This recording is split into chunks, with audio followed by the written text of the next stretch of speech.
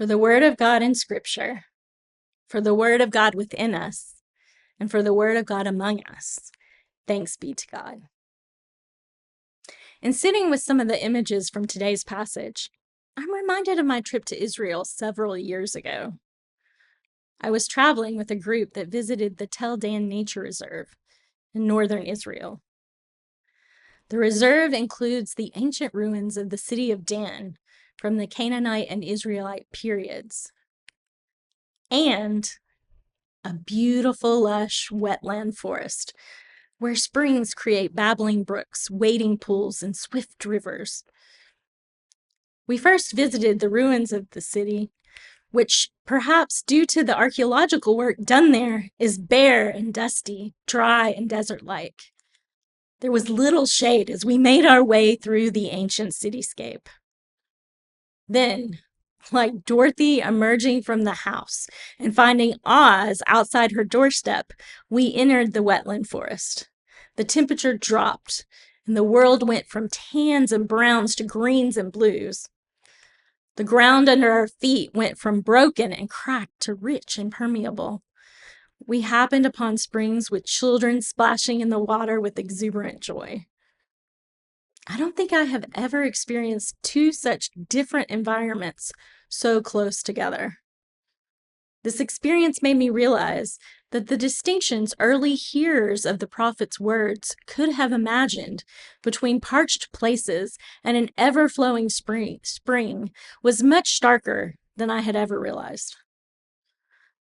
The contrasts Isaiah draws in today's passage are meant to be stark, both in the descriptions of diverging living spaces and in the distinction between the current behavior of the people addressed and the ideal behavior God wants of them. Isaiah 58 takes place in the last section of the book of Isaiah, chapter 56 through 66, what scholars usually refer to as Third Isaiah. Third Isaiah presents details about the post-exilic era, when the descendants of those who were carried away to Babylon during the exile had begun to return to the homeland of their ancestors. The returnees were engaged in the difficult work of rebuilding what the Babylonians left in ruins in 586 BCE. In some cases, those who returned, beginning in 538 BCE, may have been as many as 4 generations removed from their ancestors who were carried into exile. They returned to a homeland that they had never seen, but only encountered in the collective memories of the generations that came before them. Isaiah 58 addresses a standoff between God and the people about the morals the returnees want to guide their religious practice and social lives. Unfortunately, this new generation of Judean residents is making the same mistakes as their forebears. They are crying out for God's attention and assistance, something they are entitled to do via the covenant relationship established between the people and God. They are calling out for God to keep up the divine end of the bargain. Show up, they say. Help us. Where are you, they ask. All the while, they refuse to help those in their society who are most vulnerable. They are not caring for the poor.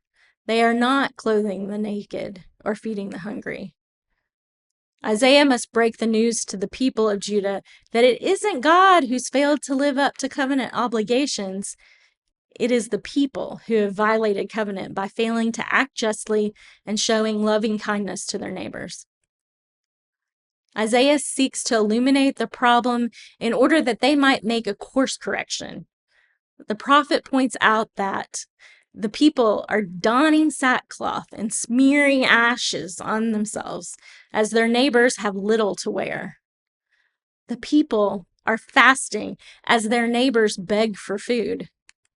The people are kneeling and weeping to God, all the while they gouge their workers' daily wages. They are going through the outward motions of repentance, but their hearts are not actually stirred.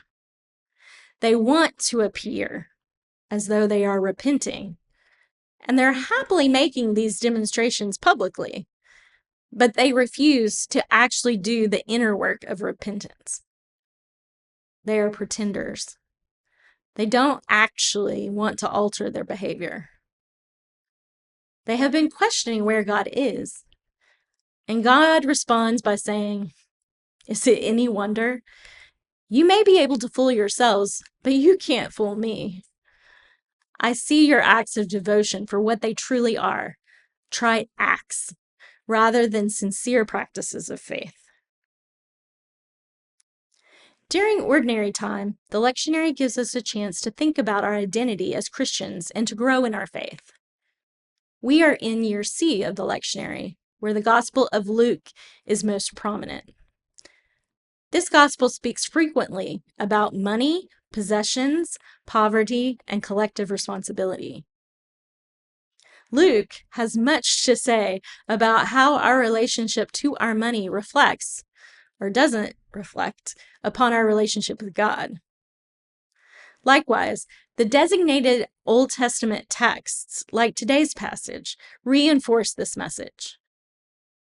This portion of the lectionary emphasizes again and again that how we treat those we have responsibility for matters greatly to God. How we engage those around us, whether in the immediate society of our families or neighbors or in the larger society in which we live, is a barometer of our spiritual health. God cares deeply about how we engage with those over whom we have power. Moreover, whether or not we are the direct cause of someone else's misfortune or difficulty, God expects us to take up the cause of those who have been historically oppressed, those who are underrepresented, those who are left out in some way by society at large, those who others would rather ignore. We cannot say we belong to God and deny our responsibility to one another. Isaiah makes this connection through distinct vocabulary. The terms justice and salvation are not separate ideas. One accompanies the other. The two are united in Isaiah's conversation about righteousness. Salvation here is not individual. It is a communal concept. My salvation cannot be secured until the salvation of my brothers and sisters is secured. We perish or survive in the arms of one another. Righteousness is only possible when one's spirit and actions are united, and when we are willing to look at our individual and collective pasts with critical consciousness. We must be willing to admit our mistakes, to educate ourselves about how to help without causing harm, and to take steps to amend past injustices. Preaching this message is easy. Living it in our contemporary world is much, much harder. What does Isaiah's delivery of God's message tell us for our day-to-day lives? Here are some examples I thought of. We cannot make a joyful noise in church and then go home and scream at our kids. We cannot make a large donation to the church and then deny others the right to a living wage. We cannot say that all lives matter and then refuse to talk about why Black lives do. We cannot celebrate the successes of U.S. history without also adjudicating the injustices that brought our nation into being.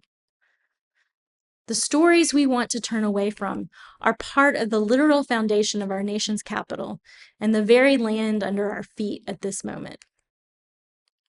The U.S. government used enslaved persons to build the U.S. Capitol building and the White House.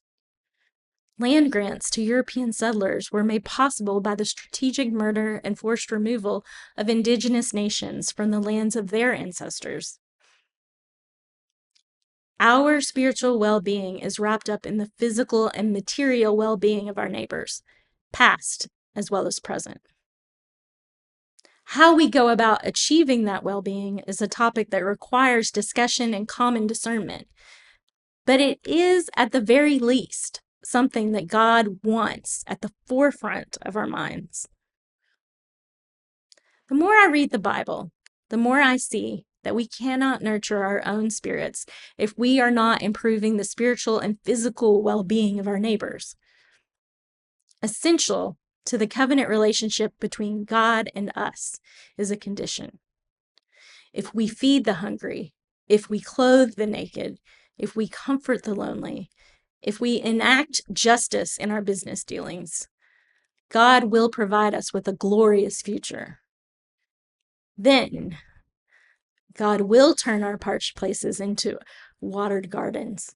God will strengthen our bones, and God will ensure that we never run out of water, the resource most needed to sustain human life.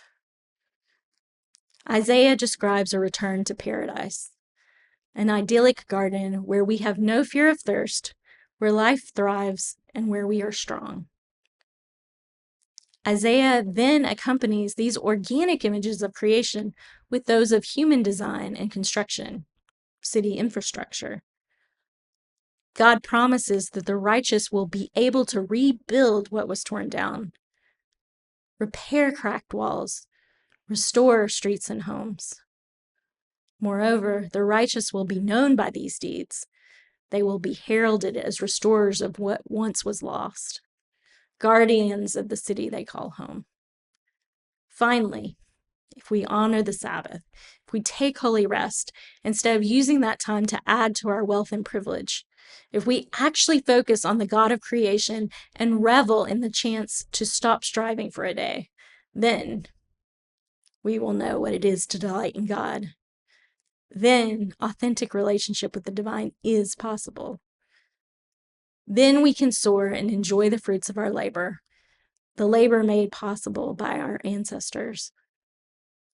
Then perhaps we can begin to rectify some of the mistakes our ancestors made.